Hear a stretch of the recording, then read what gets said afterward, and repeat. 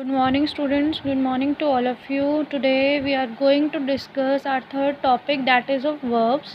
Verbs क्या होती हैं? Verbs को हम हिंदी में बोलते हैं क्रिया, ठीक है, लेकिन क्रिया को हम डिफाइन कैसे करते हैं? A word which tells us about an action, एक ऐसा शब्द जो हमें किसी भी काम के बारे में बताता है, उसे हम क्या बोलते हैं? क्रिया। यहाँ पर एग्जाम्पल दिए हुए हैं, ही ईट्स एन एप्पल, कि वह एक सेब खाता है। ईट्स खाने की क्रिया हो रही है, तो ये आपकी क्या हो गई? वर्ब। ये आपकी मेन वर्ब है। सेकंड आता है आपका they go for a walk, walk पर क्या करते हैं? वो जाते हैं, तो जाने की क्रिया जो वर्ड है होगा वो क्या होगी आपकी? गो। तो गो क्या है आपकी? Main verb. फिर थर्ड एग्जाम्पल है राधा स्टोल माई बुक, कि राधा मेरी बुक चुराती है। तो स्टोल भी आपका मेन वर्ब है जो आपकी बुक चुराने के लिए इस्तेमाल किया गया है। फिर आता है आपका ही वॉज एब्यूजिंग मी, यहाँ पर काम हो रहा है एब्यूज़ करना, ठीक है। देखा जाए तो ये दोनों वर्ब हैं, लेकिन यहाँ पर हमने हेल्पिंग वर्ब को हाईलाइट किया है क्योंकि ये तीनों एग्जाम्पल आपके मेन वर्ब के हैं और ये वाला एग्जाम्पल आपका हेल्पिंग वर्ब का है। अगर आप इसमें मेन वर्ब ढूंढे तो उसमें वो आपकी अब्यूजिंग होगी। अब्यूजिंग का मतलब गाली देना, कि उसने मुझे गाली दी। काम क्या किया? गाली देने का। कब दी? पहले दी। तो was denotes the time of the past, तो इसलिए हमने ये हेल्पिंग वर्ब के तौर पर यूज़ किया। उसके बाद मैंने एक चार्ट बनाया है, एज़ यू कैन सी। सबसे पहले मैंने वर्ब्स लिखा। वर्ब्स कितनी होती हैं? दो तरह की होती हैं। पहली होती है मेन वर्ब और दूसरी होती है आपकी ऑक्सिलरी, यानी कि आपकी हेल्पिंग वर्ब्स, ठीक है। मेन वर्ब्स आपकी दो तरह की होती है, फाइनाइट और नॉन फाइनाइट। फाइनाइट को हम हिंदी में बोलते हैं विकारी और नॉन फाइनाइट को बोलते हैं अविकारी। अब आपको इसके मीनिंग भी पता चलेंगे, इसकी डेफिनेशन भी पता चलेगा कि क्यों हम इसे विकारी और अविकारी बोलते हैं। अच्छा, फिर उसके बाद जो ऑक्सिलरी वर्ब्स हैं, यानी कि जो आपकी हेल्पिंग वर्ब है, उसको भी दो हिस्सों में डिवाइड किया जाता है, प्राइमरी ऑक्सिलरी और मॉडल ऑक्सिलरी। प्राइमरी ऑक्सिलरी होती है आपकी is, am are, was, were, has, have, do, does, did etcetera. और मॉडल्स आपके होते हैं may, can, could, shall etcetera, will, would, बहुत सारे होते हैं आपके मॉडल्स। तो दो आपकी दो आपकी ऑक्सिलरी वर्ब्स हो गई हेल्पिंग वर्ब, और दो आपकी मेन वर्ब हो गई फाइनाइट और नॉन फाइनाइट। आगे आपकी फाइनाइट वर्ब भी दो हिस्सों में डिवाइड हो जाती है, दैट इज़ ट्रांजिटिव और इंट्रांजिटिव। ट्रांजिटिव को हिंदी में बोलते हैं सकर्मक और इंट्रांजिटिव को बोलते हैं अकर्मक। ये भी आप लोग हिंदी में पढ़ चुके होंगे और इसके बारे में भी हम डिटेल में पढ़ेंगे। फिर नॉन फाइनाइट आपकी तीन हिस्सों में डिवाइड हो जाती है। पहला आता है आपका जिरंड, जिसकी पहचान होती है वर्ब की फर्स्ट फॉर्म के साथ आईएनजी। फिर आता है पार्टिसिपल और तीसरी आती है इन्फिनेटिव। पार्टिसिपल आपकी तीन हिस्सों में डिवाइड हो जाती है, that is present participle, past participle, perfect participle.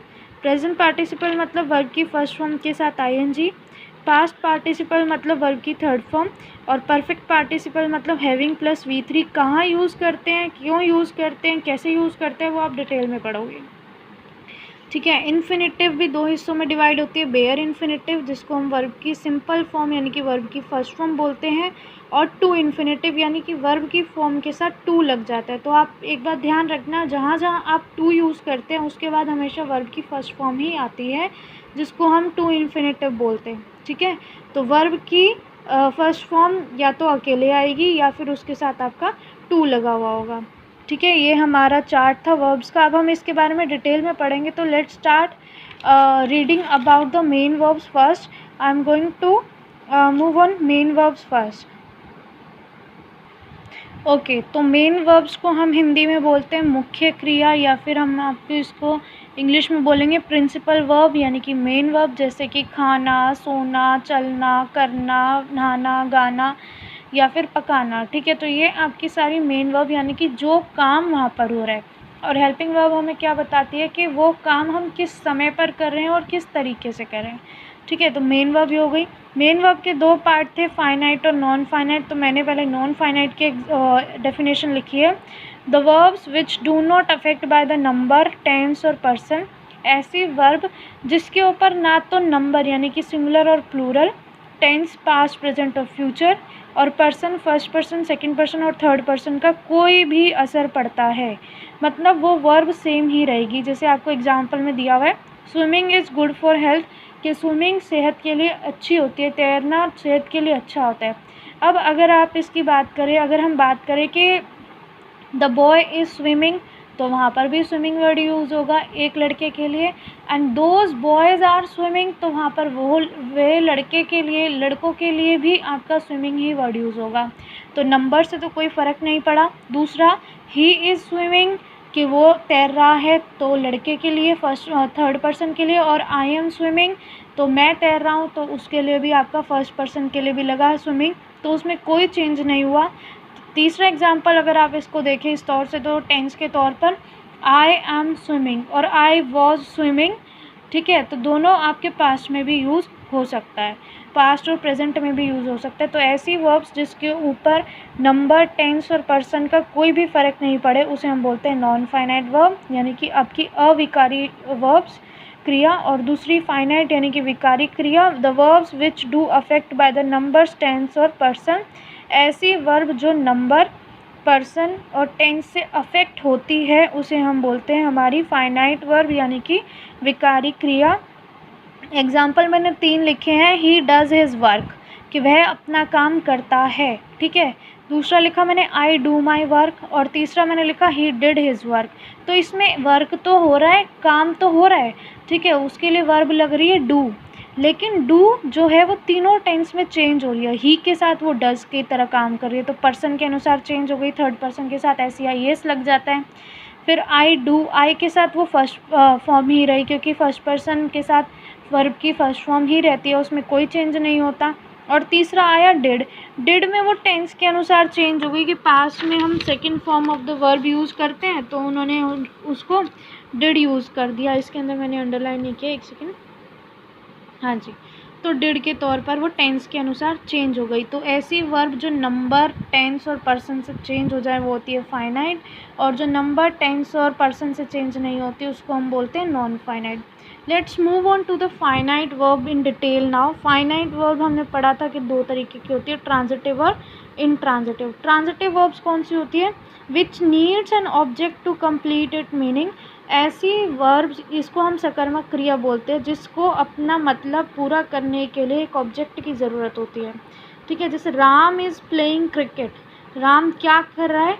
खेल रहा है, लेकिन क्या खेल रहा है? क्रिकेट खेल रहा है। तो क्रिकेट क्या है? ये आपका ऑब्जेक्ट है, और इसको अपना मीनिंग पूरा करने के लिए इस ऑब्जेक्ट की ज़रूरत थी। ध्यान रखना कि आपको ट्रांजिटिव वर्ब की पहचान कैसे होगी, आपको सेंटेंस कैसे पता चलेंगे कि ये ट्रांजिटिव है या इंट्रांजिटिव है, जब आप वर्ब से व्हाट और whom का क्वेश्चन करोगे।